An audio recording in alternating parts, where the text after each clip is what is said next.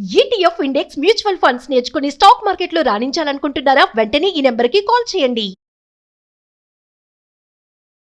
నమస్తే, welcome back to Suman TV. Present మనతో పాటు ఉన్నారు TEDx speaker, legendary award winner in real estate, realtor oxygen founder and CEO doctor Nandi Rameshwar Rao గారు.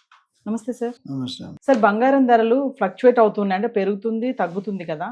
So ఈ మధ్య కాలంలో చాలా మంది ఏంటంటే ఈ కట్టు బంగారం, గోల్డ్ షీట్ జ్యువెలరీకి బాగా ఇంట్రెస్ట్ చూపిస్తున్నారు. ఏదైనా తక్కువ ధరకి వస్తుంది కాబట్టి.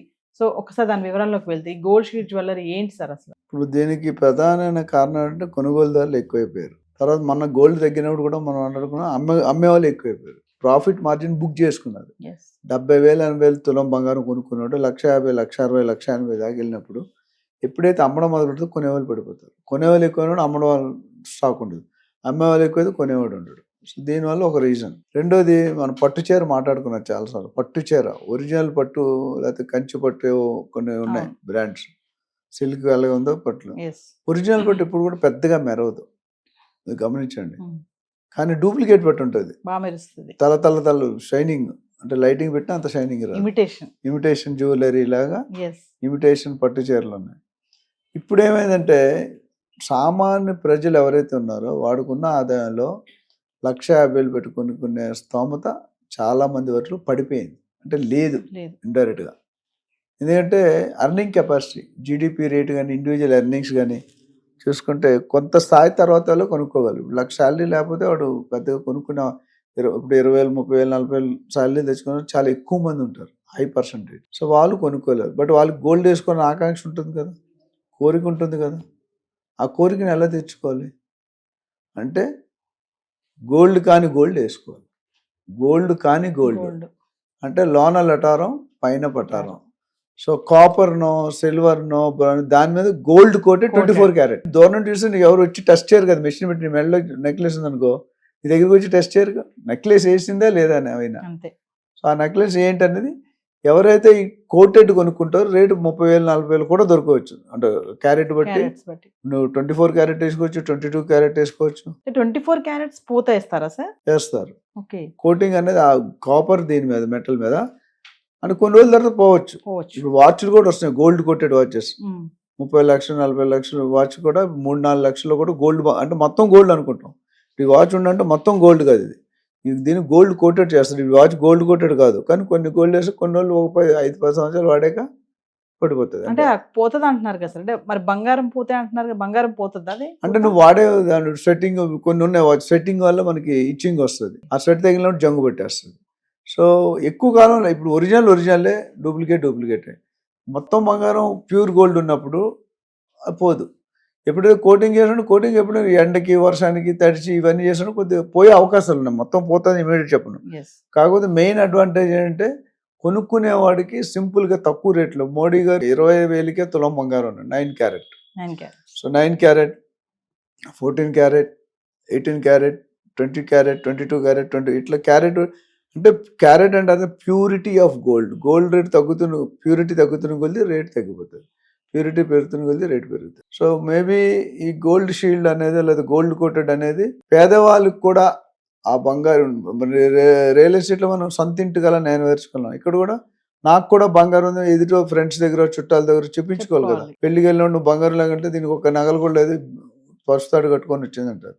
యాక్చువల్ అన్నిటికంటే పసుపుతాడే ఎక్కువ విలువ నాకు తెలిసి, కానీ మనం పట్టించుకోం. చాలా మంది సినిమాల్లో కూడా పెద్ద ఇంట్లో పసుపుతాడు వేసుకుంటారు, నెక్లెస్లు చైన్లు వేసుకోరు.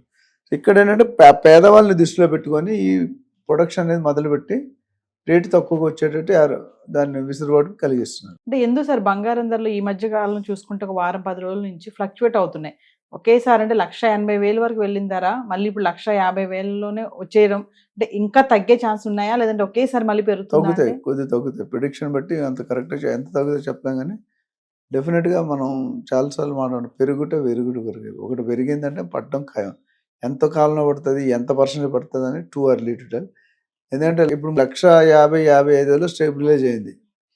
ఫ్యూచర్లో 1,00,000 కంటే తగ్గదు అనుకుంటున్నాను నేను. బట్ ఎంత తగ్గుతుంది? 10-20% కరెక్షన్ అయితే ఉండే అవకాశం. బోత్ సిల్వర్ ఆల్రెడీ 35% పడిపోయింది. 3,00,000 2,80,000 2,60,000 కూడా వచ్చింది. ఈ రోజు మళ్ళీ 20,000కి తగ్గిపోయింది.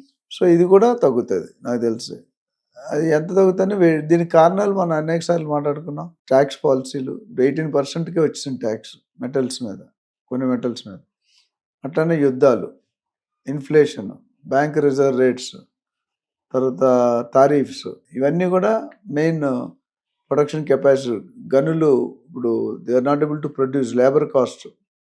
తర్వాత గనుల్లో తీసే బంగారం ప్రొడక్షన్ కాస్ట్ కంటే ఇప్పుడు అవైలబుల్ బంగారం తక్కువ ఉంది. సో న్యూ బంగారం రావాలంటే జనాలు ధైర్యం చేయట్లేదు. సో ఇవన్నీ రీజన్ కలిసి తగ్గే అవకాశం. మెటల్ కన్జంప్షన్ పెరిగింది, కానీ ఆ పెరిగింది ఇప్పుడు తగ్గింది. మనం మాట్లాడుకున్నాం, చైనా వాళ్ళు కాపర్ మీద సిల్వర్ కోటెడ్ వేసి ఇంత పర్సెంటేజ్ తగ్గింది. 66% రఫ్గా నాకు గుర్తున్నంత 66% వాడకం తగ్గించారు. మరి ఆ తగ్గించింది ఎక్కడ పడుతుంది గ్యాప్? కొంటున్నారని ప్రొడక్షన్ కెపాసిటీ పెంచారు, ఇప్పుడు కొనట్లేదు. ఎక్సెస్ ప్రొడక్షన్ మరి అమ్ముకోవాలి కదా, స్టోర్ రూమ్ లో పెట్టుకుంటే ఏం కాదు. సో అది సమ్ రీజన్. మరి 4,25,000 వరకు వెళ్ళినటువంటి వెండి ధర కూడా క్రమేం ఇప్పుడు 2,80,000 అయితే పడిపోయింది. అంటే వెండి కూడా తగ్గిపోద్ది అంటే, మరి వెండి వెళ్ళిపోతుంది బాగా అని చెప్పేసి అంటున్నారు కదా.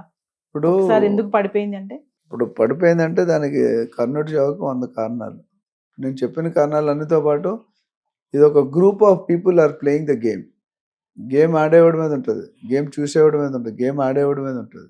చూసేవాడు ఏం చేయలేడు, గెలిస్తే ఆనందిస్తాడు, ఓడిపోతే బాధపడతాడు. నేను క్రికెట్ మ్యాచ్ అయింది నమీబియాను, అది Namibia and India. So first ఓవర్లో 6 overs 7 overs 100 runs కొట్టారు. తర్వాత 10 overలో 100 runs కొట్టడం కష్టం అయిపోయింది. అంటే అన్నది ఏంటంటే డిమాండ్ ఎప్పుడు తగ్గుతుంది, ఎప్పుడు మారుతుంది అనేది ఈ ఎక్స్టర్నల్ ఫ్యాక్టర్స్ మీద ఆధారపడి ఉంటుంది. సో రెండు కూడా మనం ఎప్పుడు కూడా లైఫ్లో మనం చూడలేదు. గత 56 సంవత్సరాలు ఎప్పుడు పెరగలేదు.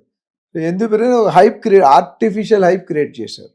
ఆర్టిఫిషియల్ హైప్ అనేది ఇప్పుడు కరెక్షన్ అయ్యి యాక్చువల్ రేటుకి వస్తుంది. అటు రియల్ ఎస్టేట్ కానీ, ఇటు గోల్డ్ కానీ, అటు సిల్వర్ కానీ, రేపొద్దు కాపర్ కానీ, బ్రాంజ్ కానీ ఆల్రెడీ మనం చెప్పుకున్నాం పెరుగుతాను.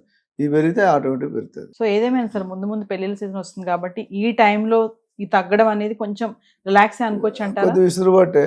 చాలా మంది నాకు ఫోన్ చేసి అడుగుతున్నారు, సార్ ఇప్పుడు కొనొచ్చు అంటే, నీ అవసరం అయితేనే కొనుక్కోండి, అత్యవసరం అయితేనే కొనుక్కోండి, లేకపోతే ఇంకొద్దిగా ఆగితే maybe you may get a better price. Thank you sir.